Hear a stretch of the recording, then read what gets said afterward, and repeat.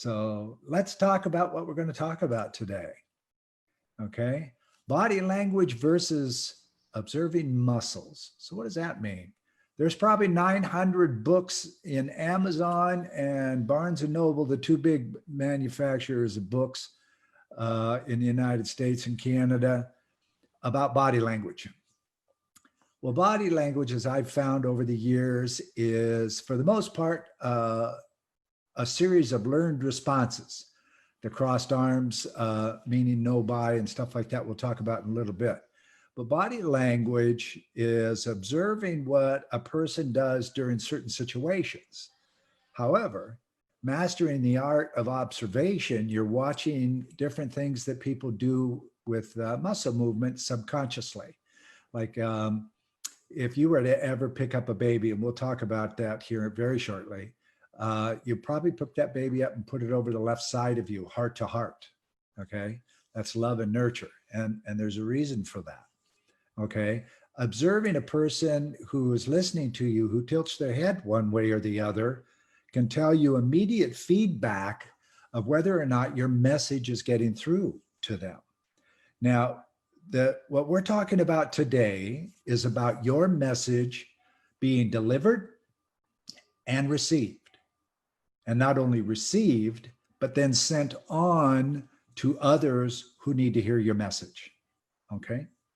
So if you're talking to someone and they start moving around in certain ways that we're going to talk about, you're going to know immediately that your message is not getting through or it is getting through. And you can adjust what you're presenting to them at any one point in time in real time. So what do I mean about body language and program learning and those kinds of things? Well, Dr. Alexander Pavlov worked with patterns and pattern learning. Perhaps you've heard of the famous Pavlov's dog. He patterned his dog. First, he would allow the dog to see a bowl of dog food. And he'd make the dog sit there and salivate before he would allow him to eat. And this went on for a few times. And then he put the dog food on the other side of a glass enclosure and let the dog, couldn't get to it, possibly smell it, but couldn't touch it. Again, salivating, okay? Then he took a photograph of the bowl of food and set the photograph in the window where the bowl of food was previously, and the dog salivated watching the photograph. So what does that mean? So can you make a dog drool on demand? You sure can. And the Pavlov theory of patterning the brain is still true today and is still commonly used in both humans and in animals. So what are we talking about when we start talking left side versus right side? What's that all about? Okay. So here's a lovely example of someone picking up a baby and immediately pulling it over to the left side of the body, okay? That is the closest point of where the baby's body and the human's body that's picking them up can connect their heart energy, heart muscles, and the hearts feel that. The baby feels that shift in energy and that transference of love and nourishment through that touch, okay? So when we grow, we start to learn that everything that happens to us on the left side of the body is love, nurture, trust, confidence. All of that comes from this side of the body because that's where we had our initial physical interactions with those we loved and respected very early on in life. And that set a pattern. Okay. So what's the big deal with that? Well, we can read that. All right. Yesterday on the call, Dr. Onye did a beautiful job on leadership yesterday. And I did a little plug. If I tilt my head to the left, what does that mean? Well, I'm going to give you the answers now. Okay. If I tilt my head to the left while I'm talking to you or listening to you or observing you, I'm starting to trust you. I'm buying into what you're saying. Okay, this is love and nurture. See, I tilt to the left. Now, what happens if I tilt to the right? I'm not getting it. I'm not buying. I have fear, distrust. We'll talk about more of that in just a minute. But when we start out as infants being nurtured, it's been studied for eons that the person is far more likely to love and trust people who had that first heart-to-heart connections as infants. So what does that have to do with working remotely? Well, all of us pretty well can understand this dilemma right now. I'm in my office. I work remotely. All of my people are all over the world, and they work out of similar home offices because I don't want an office building. Okay. My accounting department is in Iowa. My administrator and her staff are all over Canada. So that gives you just a little bit of idea how we're set up. So this is working remotely is a day-to-day thing for all of us and our practitioners. But for a lot of people who are used to going to work every day and working somewhere else with people, it's quite a challenge psychologically and physically, okay? Because sometime during the course of the day, we're going to bump into another physical person. Maybe we're going to give them a hug, a handshake. There is a physical touch, okay, in some manner. And a lot of people who are used to that, I'm a hugger, okay? So if you ever meet me, we're going to hug. That's probably what's going to happen. And we do a heart-to-heart hug. That means left cheek to left cheek, heart to heart when we hug. All right. And that is the highest form of respect, is to completely neutralize yourself and the person that you're greeting to go heart to heart. Okay. Because there's very little way that you can harm each other if you're in that position. So working remotely now, you know, you get to shift the way you think about talking to people. Okay. Now there's two ways that I'm talking to you right now. Okay. I'm talking to a camera. Well, guess what? That camera is connected to people. I'm talking to real people who have real lives, who have real families, who have fears and love and a desire to learn. That's why you're here. And thanks again for being here. And how do we judge that? How can we gauge it? I mean, what things can we do to ensure ourselves is that we're sending a message out properly, that it's clear enough and it's becoming received at the other end? Well, let's talk about that. Over the phone and email. Now, how are you going to watch somebody's head tilt to the left if you're on the phone or you're reading their email? Well, there's a way. Here it is. It's not visual. It's audible. The way somebody talks on the phone, where's the phone? Here we go. The way somebody talks on the phone is louder normally. I don't know why people talk louder. They don't have to. But how fast or slow they speak and how formal or informal their language becomes while they're talking to you. Does the volume of their voice change as they're multiple tasking? Do you hear other things going on in the room while they're doing it? Or are they fully engaged? It's quiet on the other end, or at least the background noise is steady. There's no differentials there. The cadence, the speed of their voice and how they speak to you is basically the same. There's some ups and downs with laughing and those kinds of things. But those are the things that essentially connect you to that other person and what you're talking about at the time. So what else can you do over the phone? If somebody changes their volume of their voice while you're talking to them on the phone, that could indicate anxiety. You'd have to be in the conversation to see if it's excitement, but it's more likely anxiety. Well, I don't know if this is going to happen. That's a lot louder than what I'm speaking now. So that's a pitch indicator. And so you may ask a question. Does that make sense?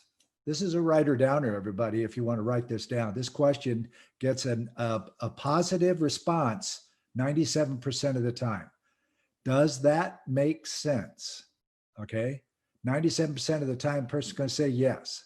But the other 3%, when you say it that way, gives them permission to ask you a question that they may be wanting to ask you. Okay. So in that 97% of the time, another thing happens. If you're in the process of talking to somebody and presenting to them, you want to give them permission to say yes out loud when you're finished with your presentation and you start to talk about whatever it is that you're selling, or whether it's a pizza or a new product line. You want to be able to give the person the opportunity to say yes out loud. Now, why do we do that? We want their human ears to hear themselves say, yes, that makes sense. Okay, yes. Saying yes out loud will break the pattern of saying automatically no when it's time to make a decision. Okay, we're patterned to say no the first time. And a lot of that is because we don't say yes out loud enough to be comfortable with that word being said. So we connect yes to the ears 3 or 4 or 5 times through the course of this. Does that make sense? I'll take a couple of nods. That's good. I got a couple of nods. I'm a happy man. So let's move on. So I usually get a lot of questions at this point. Maybe I want to hold on, Dr. Eno, and see if anybody wants a question at this point, because oftentimes people have questions about phone conversations and email. And while we're doing that, emails. How do you look at an email and find out if the person was fully engaged with you just by reading it? How formal the language is? Are the sentences very short and direct, or are they long? And if they're long, are they blossomy so that they extend the communication or the thought to you? That means the person is engaged with you, and they not only engage with you, but they recognize you as a person, as a human being that they are communicating with and respect. If the sentences are short and informal, that's usually somebody who's quickly getting emails out of their inbox. Okay, they're not fully engaged, and their message may be distorted. So that's the key things in email that we look at. Does anyone have a question? I can't see everybody, so I'll just wait, see if somebody pops in.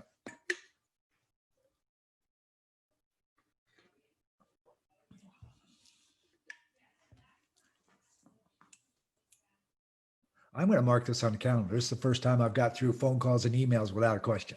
I love it. Okay, so let's move on. There's more fun to come. So what are we looking for when you can't see the person? Okay, we've spoken about it a little bit.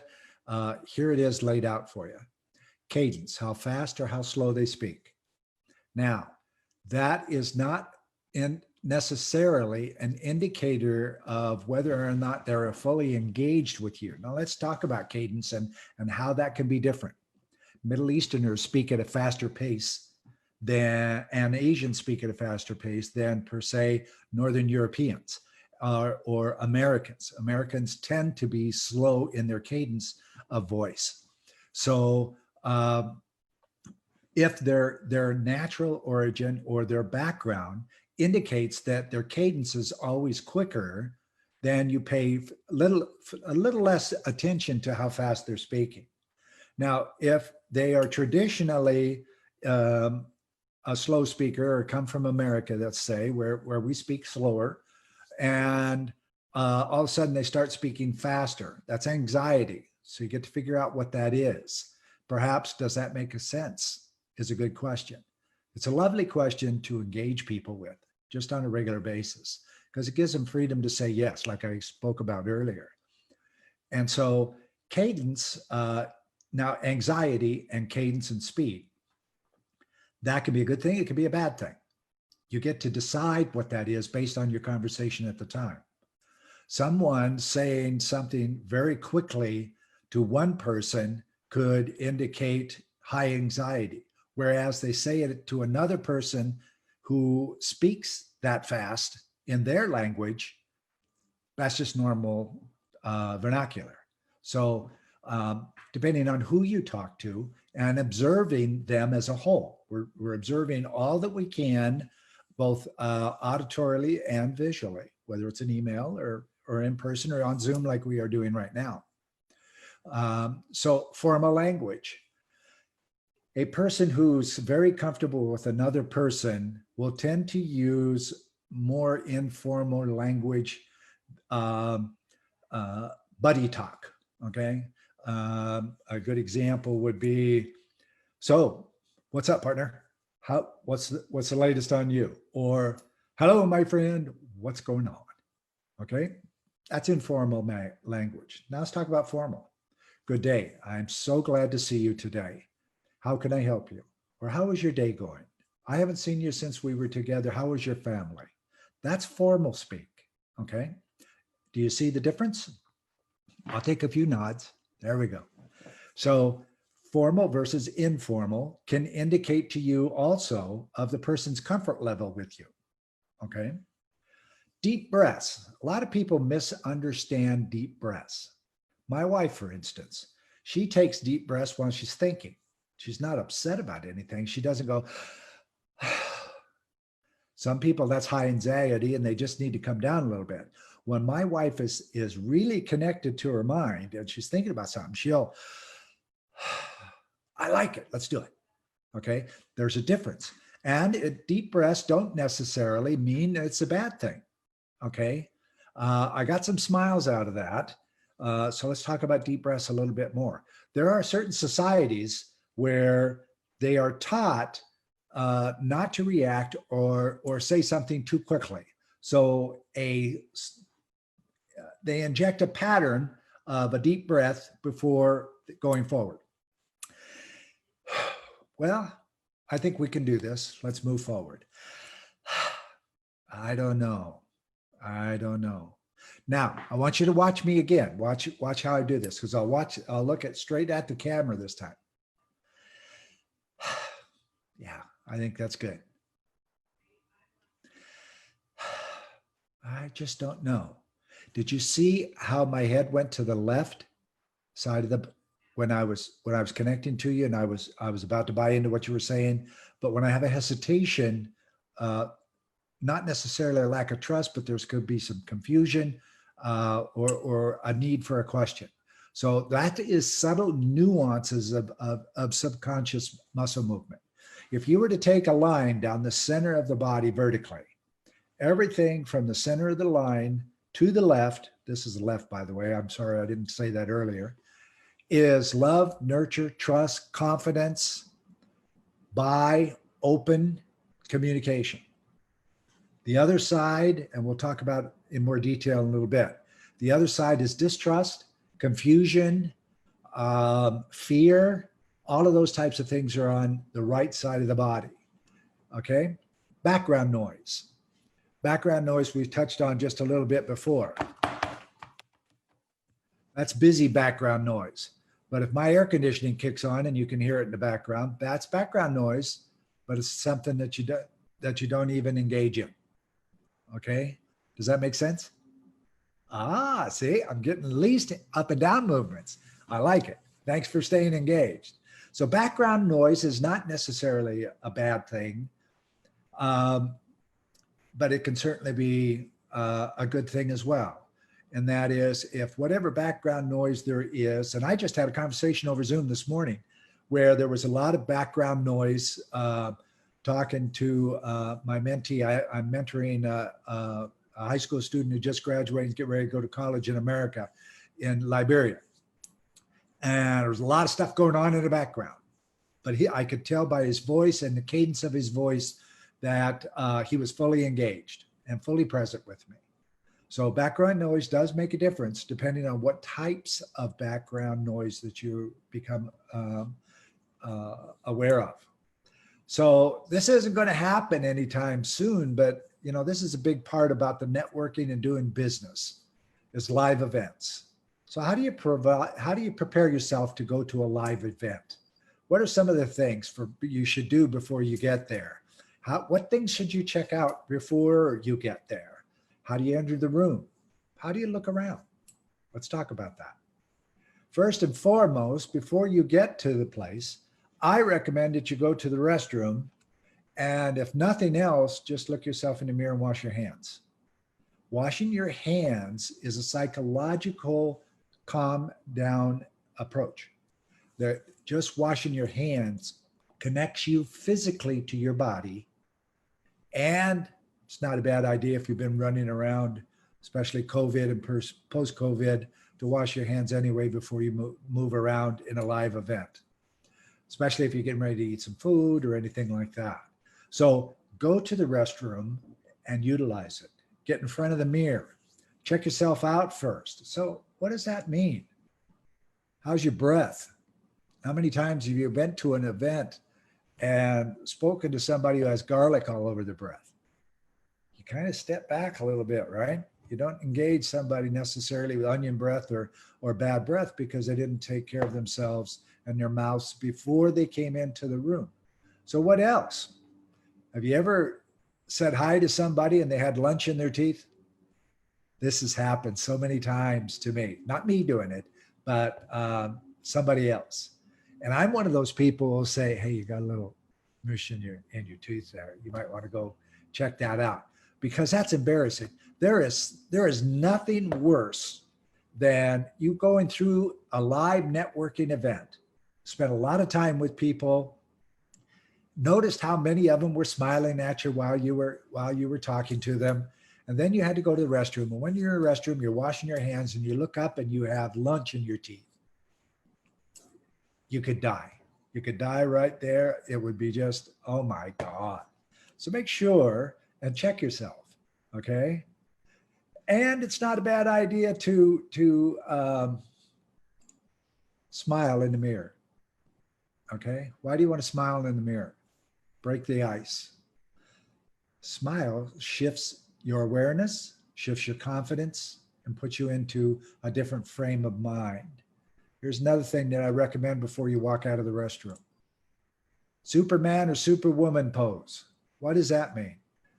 The Superman, Superwoman pose, you get to see yourself in your best light.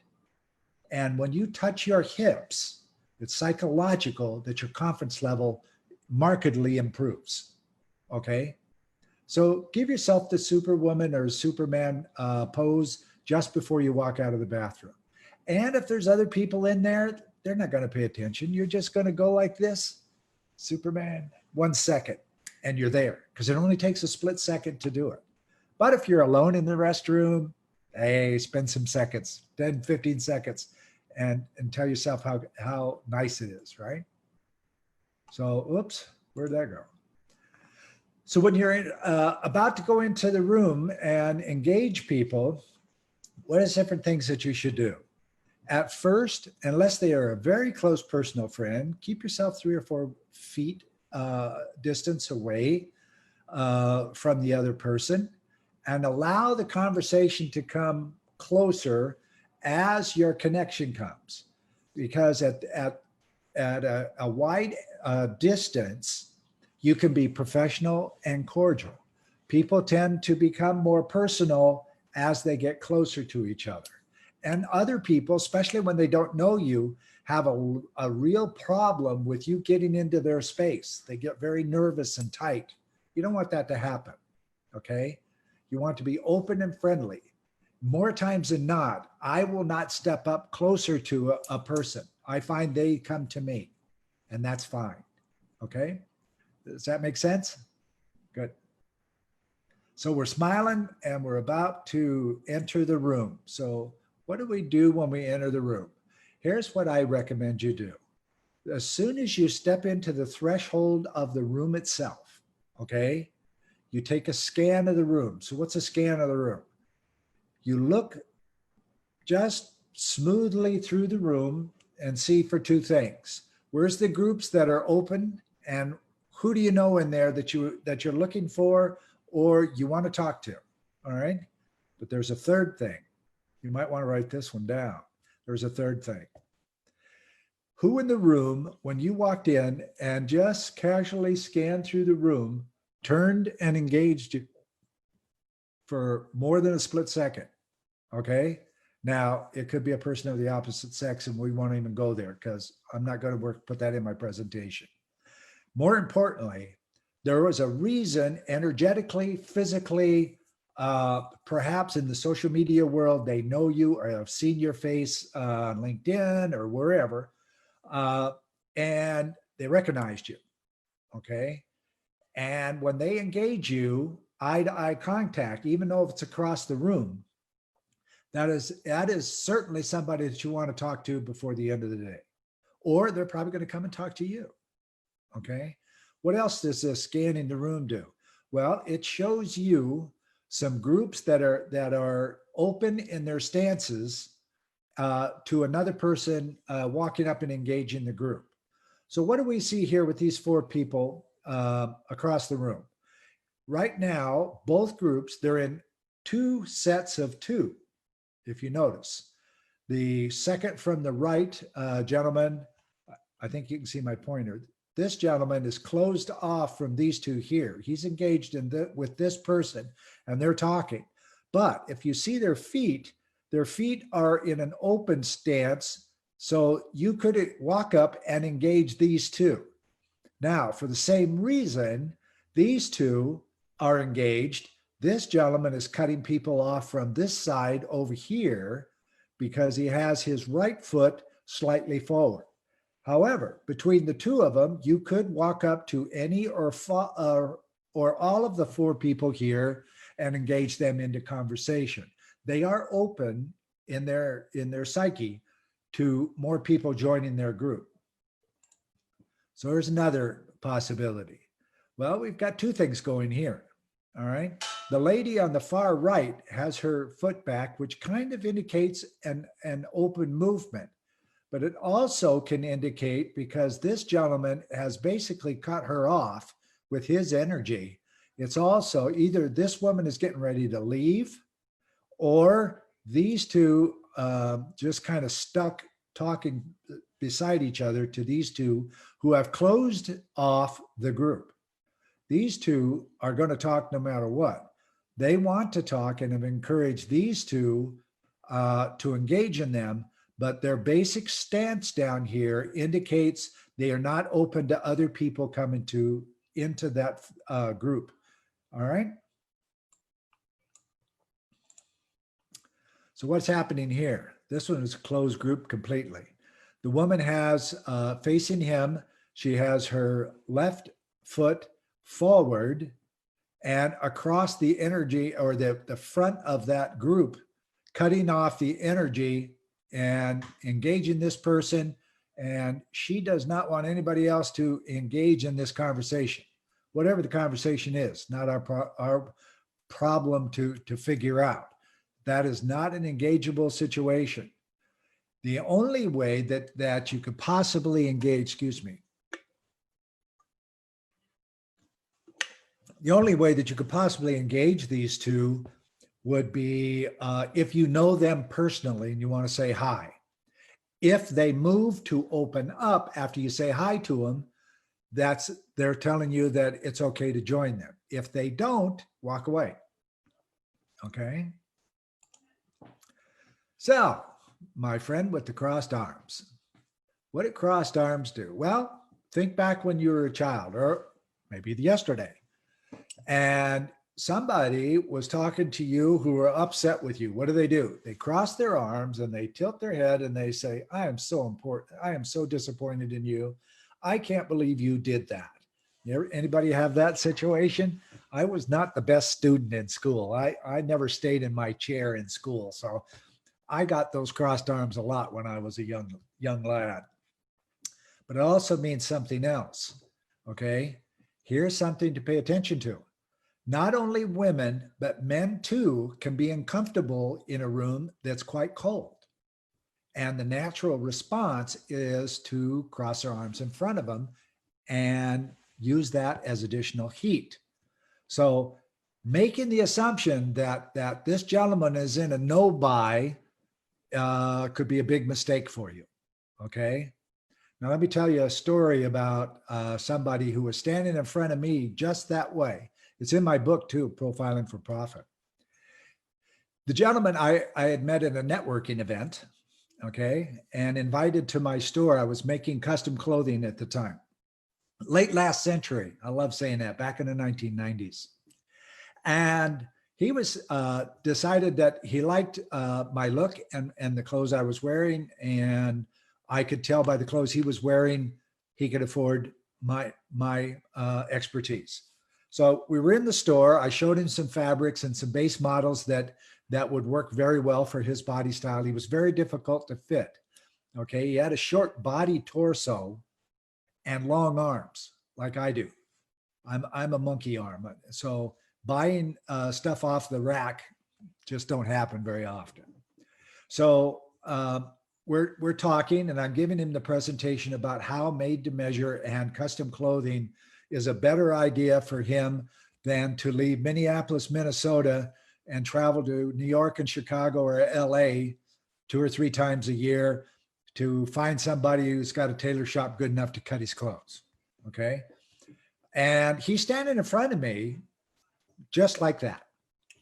Only both of his feet were parallel and pointing towards me. And if you see, he's left on his face, but the arms are crossed. And I stopped my presentation and I said, so how do you want to pay for your new suit? And he reaches back over his wallet and he says, you take Visa? And I go, yes, sir. Let's sit down, get a deposit, and let's start creating your suit. And then we'll start the measuring process. And he said, okay. So we sat down. I took his deposit and gave him his card back. And we started to do the detailing of the model of the suit and stuff like that. And all of a sudden, watch me. All of a sudden he goes, wait a minute. I'm a very experienced, successful salesman. I travel all over the United States making multi-million-dollar sales. I know no buy. I'm standing in front of you with my arms crossed, giving you a no buy sign, and you closed me. How did you know that you could close me? And I told him, the fact that you crossed your arms, somebody taught you that when you were a kid. I don't pay any attention to that. Your head was tilted left, which meant that you trusted me and you were ready to buy. The fact that you were standing in front of me and your feet were parallel to me meant that you were completely open to what I was presenting to you. So my message, remember I've been talking about message all day, my message was being received to you. So all I did was give you a temperature check and you bought your suit. So he slides back up the table and he says, I'll be damned. So what do we do next? My first $2,000 suit sale back in the 1990s. Crossed arms don't tell you the whole story. Okay. I have been in many events where a very large hall with lots of people, but they kept the temperature so cold that it was uncomfortable. And many people walking around and engaging in each other's conversations had their arms crossed. They were uncomfortable. They were trying to find hot tea to drink and those kinds of things. So don't assume that somebody is completely not getting what you're saying simply because they engage in what would standardly be a no-buy situation. So meet the cover of my book. Fine looking gentleman. Let's tell you something about him though, okay? If you were to look at him, you notice his coat pocket is on the left side. His shoulder on the left side is slightly pointing down, okay? He's leaning to the left. His left foot and leg are slightly back from the right foot. This guy is in a complete no-buy situation. His feet, because they're back like this, are in fight, flight, freeze, for those of you who know the different levels of trauma, okay? This guy's not only ready to say no, he's protecting himself. His head, though almost straight up, is to the right. And because his left leg is back, he's ready to say no and take off. That's why I use him, because he's a little bit tricky. I like him. That was a model. I enjoyed him. So what do we care about the right side and the left side and all those kinds of things? Well, armies, there are no left-sided fencers. Nobody are in the fencing that uses their left hand. There are no warriors who use their left hand for attacking. They're all taught to use the right hand. You deflect and cover yourself like the gentleman with the shield on the bottom right of this bottom right picture. That is a Roman or a Greek who's in the throes of battle. And there's a reason for that. You don't want two people standing side by side on the same side with a weapon right next to each other. One of the two of them is going to get cut. So the Romans had it really, really well. They taught everybody, put your shield on the left and attack with the right. And that way they could make those various shields and everything else so effective. So the person on the right, so how does a lunge go? Okay. Now for either of these two, the statue, that left leg is back and you can show the deflection shield is up and the sword is about to come forward, pushing off of the back foot. That's the push-off foot, okay? Now, when a fencer is about to lunge forward, they'll lunge right foot with the back foot as the push-off, push. Boxers, when they're about to come in on you, that same foot, the right hand coming, or right foot will go back to push the body to give it more power in the punch. So there's a reason why we pay so much attention to the right side of the body, which is attack, defense, all of those types of things. So that, ladies and gentlemen, is profiling for profit in business communications. Thank you very much for coming today. Questions? Yes, I have a question, of course. Thank you so much. It was really very deep for me. I have a question about call calling, what we call the call calling. Cold calling? Yes, that means that now people are not reacting about to calls or to emails, and that's why I think I don't know if you agree with me, when what we call social selling or modern selling comes, and I have been proud to co-organize, to be honest with you, the first social selling in Algeria with the amazing people that I meet on LinkedIn, and with what we call the École Polytechnique in Algeria, which is a very prestigious school, higher school, of course. Social selling is about, you know better than me, building relationships with others, helping others. I don't know, what do you think about that? About what we call the cold calling, I think. People are not the modern buyer. I think that everything is also about the modern buyer, because the behavior of the modern buyer changed a lot. The modern buyer is more educated sometimes than the seller himself. I don't know if you agree with me, because he can have an access to internet, to resources, to. So I don't know, what do you think about? My question is, what do you think about social selling, what we call social selling? That means building relationships with the customer. Yes. In my practice and in our company, we call it relationship marketing. And what that basically entails is making a personal connection with someone. In the sales conversation, or in the sales arena and sales training, there's cold calls where you call somebody off of a list or something like that you know nothing about, had none of their buying practices or anything. And then there's the warm one where you call somebody or contact somebody. Somebody suggested that I talk to you. And then there's a hot one. So-and-so told me that I need to talk to you right away because I do this and this. When can we talk? That's a hot one. But those are all the old way of doing business in our practice, in my practice. And the way business is becoming right now, I'm excited about, because we are connecting person to person, not seller to buyer. When we treat like we're doing right now, I'm talking to a camera, but I'm talking to you, each of you, okay? Whether it be Dr. Eno or Dr. Hillary or Dr. Bendebi or Madam Helena, it doesn't matter. You're a real person.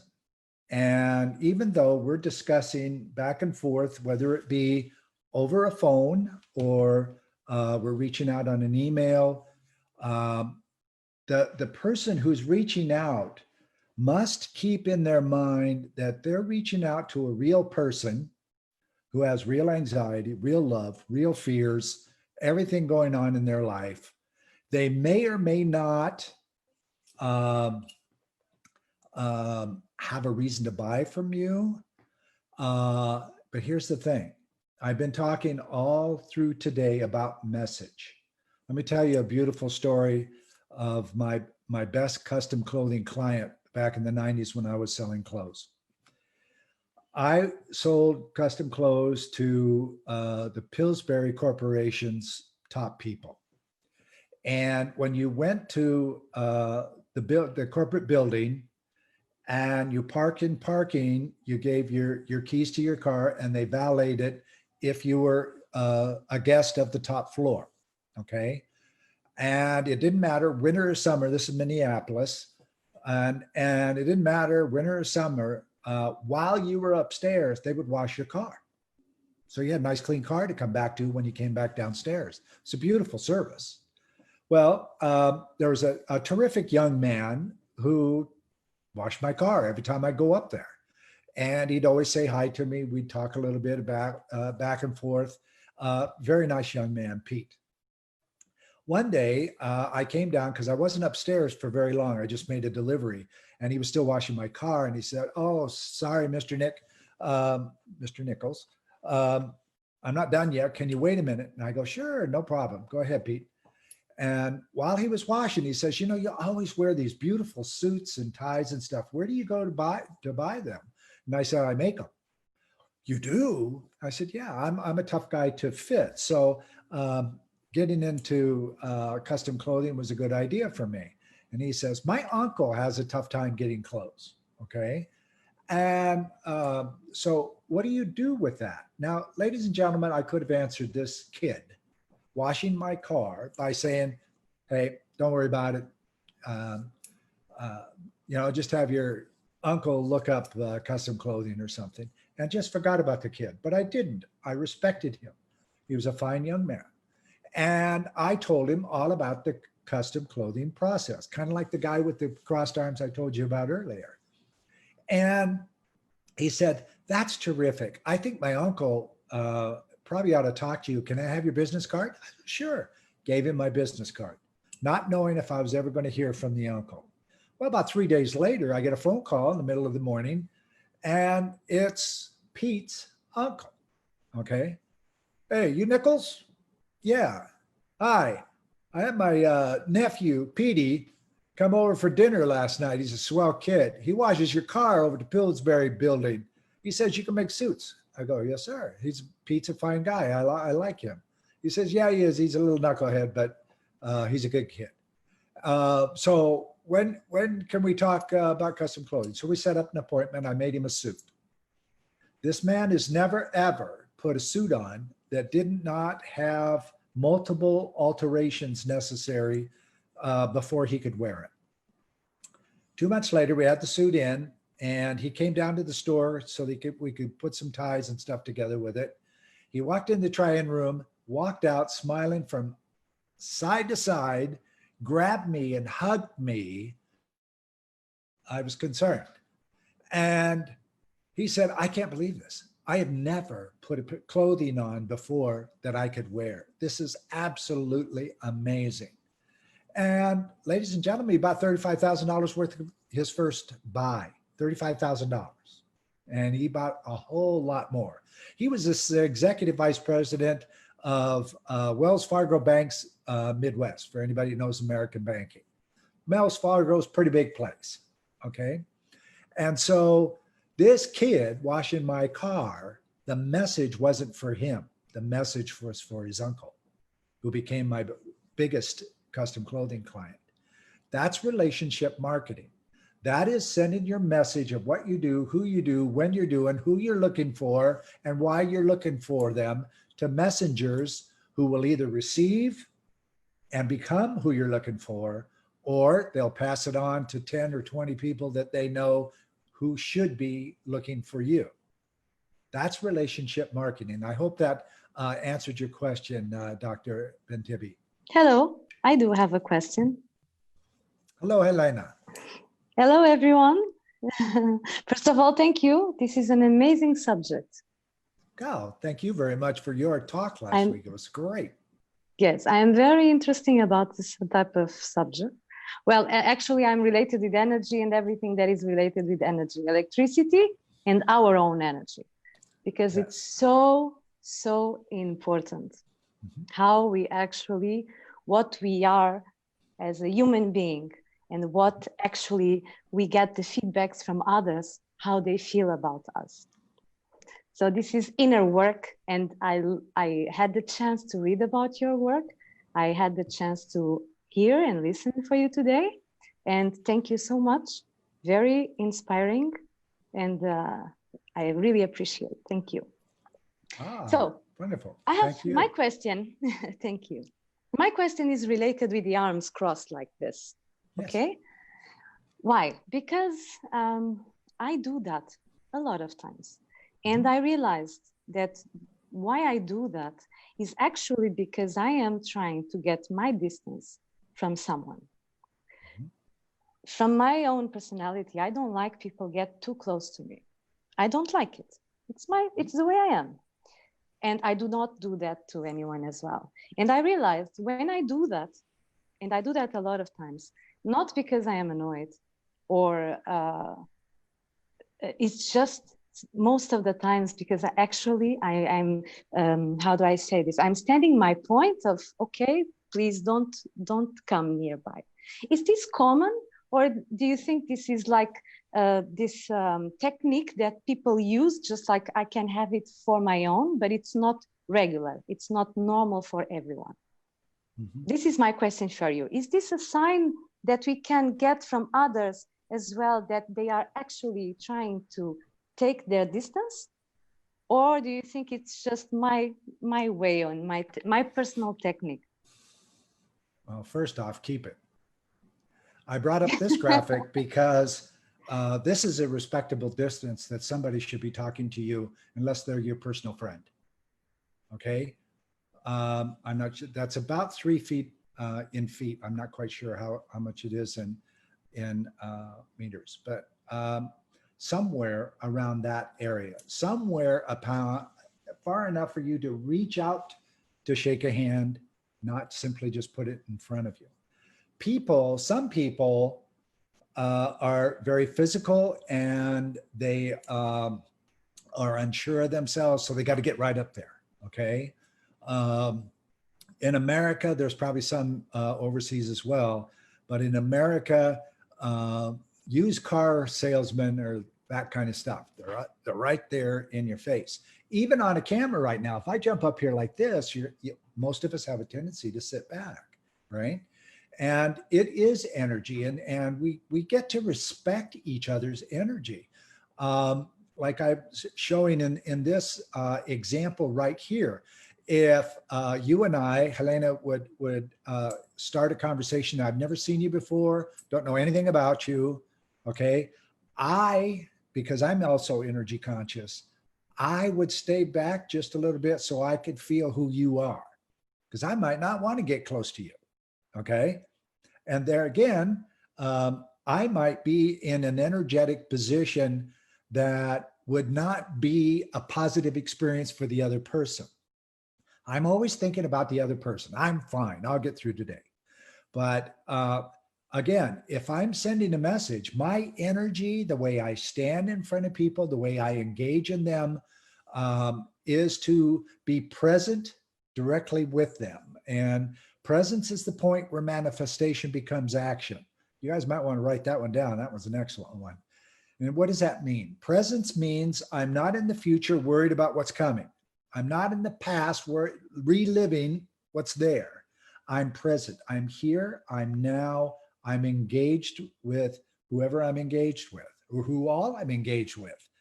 Okay. When I'm standing in a hall with 2,700 of my favorite friends, I'm engaged with everybody in that hall, not just interpersonally, but energetically. And well, I'll give you an example. I'm wearing everything right down to shoes that I would be wearing if I was standing on stage in front of you right now at a live event. Okay. Because I have that much respect for you. And so being energetically aware of other people is simply watching what they do. Do they put their hands back? Does that head go to the right? Any movement to the right is distrust, fear, uncomfortable. And we get to recognize how that works. I hope that answered your question, Helena. Yes, perfectly. Thank you so much. You're welcome. Thank you. One more. Go ahead, Dr. Bud. Yeah, please. I need to know about your idea about what do you think about the future of business, especially with this distance, physical distancing. I don't say social distancing. What do you think? How it can? What's about the future of business? Future of business is Because, becoming. excuse me, because you are futurist. I'm sorry. Yes, I am. Because you are futurist. So it's so important to have your point of view about the future of business. Mm-hmm. Thank you. Thank you. Here's where I see business is going. It's more personal. People are more aware of themselves and the people around them. They're going to be less likely to bump into each other. Now, if you've ever been to Asia, bumping into each other is not a big deal. Okay. Ever been in New York City in the subway system, bumping into each other is not a big deal until now. People are more aware of that. Now, here's the good news. Excuse me. Here's the good news to all of this. When you're aware of yourself, you're not afraid of everybody around you, but you are a participant in the world around you. That also shifts your mindset from one of selling anything to anybody as much as you can and making a buck to delivering something that somebody needs, giving them great joy, which then gives you great joy. And as a thank you, this is how we do our coaching practice. The thank you is a monetary reward, not the motivation. Okay. Money, if you're in sales and money's the thing, you're not going to be very successful, at least not very long. Okay. Or you're going to change jobs a lot. All right. The motivation is providing a good or service to someone that they can truly use it, and or they know people who can truly use it. And that exchange becomes human. The more we are humanistic in the way we do business and the way we look at the way we do business, the more profitable we're going to be and the more energetic we're going to be. And I'll give you a great example. For all of you that are connected with me at LinkedIn, reach out to me on LinkedIn messages. I would be happy to send this to you. Or you can go to my website, evolutionaryhealer.com. In the coaching box, there's a vision strategy roadmap. It's a free PDF that you can print off and write on and color on and do cool things with. Send it to your cousin Bob, who just opened a business. Here's the thing, vision strategy marketing, okay, and doing business based on vision and achievement. So what does that look like? A vision is something out on the horizon that does not have a timetable, that's achievable, but it's going to take some time and effort. Now, from that vision working back to today, you're going to have to put some stops along the way of certain achievements that's going to get done before you realize your vision. Now, the vision could be both for you and or your company, but each of those stops are designed so that today is the first thing that you do. When you go through the first stop and achieve it, you do a celebration. How good, all of you think about this right now. How good do you feel when you achieve something? Pretty good, right? Now, how do you feel when somebody you respect acknowledges that achievement? Now you're really going. So if you put that vision strategy based on achievement into your company, here's what's happening in one of my clients' companies. His absenteeism has dropped to nothing. His sick day, pre-COVID, his sick days, hardly anybody takes a sick day because they're so excited to get to work, okay? So employee-related expenses drop, sales go up, and customer and client and employee satisfaction goes through the roof. Why? Because everybody's happy, they're achieving, they're together, they're moving forward. There are less things in their personal life that bothers what their motivation is at work. And because they're doing better at work, they're making more money at work. So what's going on in their personal life starts to get better as well. So if you want a free copy of the Vision Strategy Roadmap, go to evolutionaryhealer.com and hover over the coaching page. You'll see it on there. There's no email opt-in. I don't play those games, okay? I don't want the biggest email list. I want a valid email list. People who contact me with their email, that's somebody's email I want to keep. If they just want the next trinket, have them all, okay? So that's a big thing. Being achievement-based in yourself, in your personal vision, your company's vision, and it will connect you better to the people that you're serving. Because really, whether you're selling or serving, give services to somebody, you're still serving them. There is still a result. I hope that answered your question. Yes, thank you. Yeah, thank you. Mine has to do with personnel management. It's really been difficult trying to get them motivated, and the whole bulk of the job now rests on my table. So I get to work more than I suspected. Even during the lockdown, I had to do several training webinars and what have you, but it's really a challenge. How do you think we can get this forward? Well, what I was speaking about with the Vision Strategy Roadmap, John, is a really good place to talk, or excuse me, to start. And the reason why I say that is it explains how to do the roadmap, and then it allows you to create a vision with your team that they all understand and would like to see achieved. No goals, no timelines, no dollar signs, strictly achievement. Because the human psyche works best on positive reinforcement. So give them all they can. So for you, this is a great example. The vision gets made, the road stops in the road get made so that you can stop and celebrate. Now, my client, he takes a bunch of pizza and stuff like that when somebody achieves a stop along the way, and they have a big formal celebration and enjoy themselves and the achievement and all of that. But then when the party's over, they all get together while they're still thinking and excited what worked and what didn't work, okay? And they're all a piece of that instead of just a few people telling somebody else what to do. They're all a piece of the success. And so it doesn't matter if the janitor pushing the broom is just as important as everybody else, because you never know what they're thinking. It's like Petey. He's probably still washing cars, right? But he came up with something for his uncle. You never know where motivation will strike and an incredible paradigm shift for your company occur in one of these types of meetings where everybody feels respected and equal.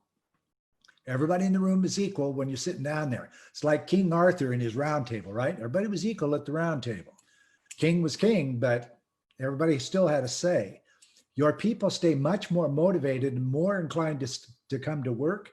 And the result is the sales go through the roof. You know, like Ben's sales, they put this in a year ago, the Vision Strategy Roadmap, and they ran it through the end of the calendar year. The calendar year already had its physical and revenue goals and those kinds of things. They blew them all out of the water by the end of October. November and December was the plus for the year. And he had employee turnover of about 1 employee every quarter. Since all the way through April, when I talked to him last, no one has left the company over a year. Okay. So there's true results, true buy-in, no matter who you are in the company. You're a valued member of the company. They'll work harder and they'll be more loyal because they get the respect that they're looking for. If you really care about the person that you're about to give service to or a message to or whatever, as being a human being with love and fear and need for more in life, you're going to serve that person better than you will if you see dollar signs coming at you. So the key to the future of business, as I see it, no matter where you are in the world, is if you can be anything in this world, be kind, because it will come back to you very, very, very beautifully, okay? And no matter where you are in the world, no matter where your background is, there are no bad decisions, there are no good decisions. They're simply decisions. Now, what you do with those decisions, once you find out more information, is up to you. It's still not good or bad. Somewhere when we started big business about 100 years ago, started figuring out how can we get the masses to think a certain way. So they started informing us, teaching us in school, doing different things to create a mindset of where the global leaders have all the answers. Well, they don't. They're no different than us. We just been told that that's the deal. Whereas if we shift that mindset to be one of connection with other people and respect for other people, the business, it just comes. Boy, the thank yous and the deposit slips are beautiful, okay? And they're never the motivation, all right? I do this because I love it. And I do this 7 days a week, 24 hours a day. Now, granted, I'm also the chairman of this company, okay? So if I want to take Tuesday and Wednesday off, guess what? I'm taking Tuesday off to go be with my nieces and nephews all day at the zoo, which I'm not crazy about, but I am crazy about those 2 kids, okay? I'll take that day off. That's no different to me than Sunday or any other day off. And so I don't relate day of the week or time of the day to anything specific, because in my world, I can be up at 3 o'clock in the morning, my time, talking to Moscow, and still be up at 11 o'clock that night talking to Sri Lanka. That's my world. Now, am I going to sleep in the next morning? You bet. But that's my world. And if you treat your world with the idea that you're going to help somebody and that you have the opportunity to help someone, then why not? Presence is a point where manifestation becomes action. Manifest means bring to light or bring to vision, okay? So it can also mean money, but more likely it's something that you want or you created and you're present with, you're focused on. it's in your psyche. You're thinking about it every day. It will come. It may not be exactly what you think it is in your mind, but it's still coming.